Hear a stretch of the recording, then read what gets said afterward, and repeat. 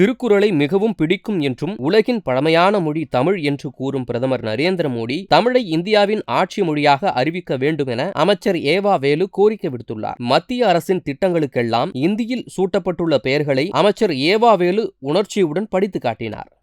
திருக்குறள் சொல்றார், ஐநாவில் சொல்றார்.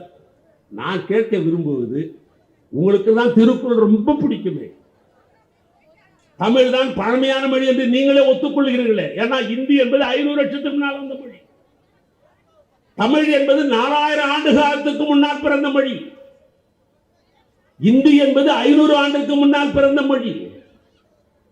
4000 ஆண்டுக்கு முன்னால் பழமொழியான தமிழ் மொழி பிடிக்கும் என்று பிரதமர் சொல்லுகிறாரே. நான் இந்த மேடையின் மூலமாக நான் கேட்க விரும்புவது, அப்படி என்று சொன்னால் இந்தியாவுடைய அரசு மொழியாக தமிழதான ஆக்கிறதா திருக்குறள் பிடிக்குமே. திருக்குறள் பிடிக்குமே, திருக்குறள் சொல்லாத நீங்க எதையும் செய்ய மாட்டீங்களே. ஆனால் அவர் வைக்கிற பெயர் என்னன்னா, தமிழ்நாட்டில் ஜன்தன் போஜனா ஒரு திட்டத்துக்கு, ஜன்தன் போஜனா, ஸ்வச் பாரத் அபியான், பேட்டி பச்சாओ பேட்டி பதாओ யோஜனா, ग्राम ज्योति योजना, मिशन इंदिरा धनुष,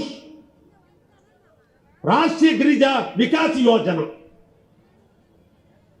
स्वच्छ भारत अभियान,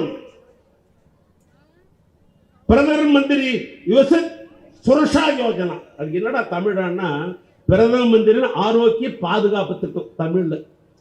உங்களுக்கு தான் தமிழ் பிடிக்குமே. ஏன் நீங்க பிரதம மந்திரியுடைய ஆரோக்கிய பாதுகாப்பு திட்டம் பேர் வச்சாங்க? உங்களுக்கு புரியுதா? பிரதான் மந்திரி யுவ த்ரோஷ் என்ன விரட்டி அடிக்கிற மாதிரி இருக்குது, ஓடிடுகிற மாதிரி. பிரதம மந்திரி கருப் கல்யாண அன்ன யோஜனா, தீன்தயாள் உபாத்யாய கிராமீण யோஜனா, பிரதம மந்திரி ஜீவன் ஜோதி பீமா யோஜனா. காப்பீட்டு திட்டம் அர்த்தம். ஒரு வரையில சொல்லணும்னா அது பேரு பிரதான் மந்திரி ஜீவன் ஜோதி ஜோதி பீமா யோஜனான்றதுக்கு என்னடா தமிழாக்கன்னா காப்பீட்டு திட்டம். செய்திகளை உள்ளது உள்ளபடி தெரிந்து கொள்ள ரெஃப்ளெக்ட் நியூஸை சப்ஸ்கிரைப் பண்ணுங்க.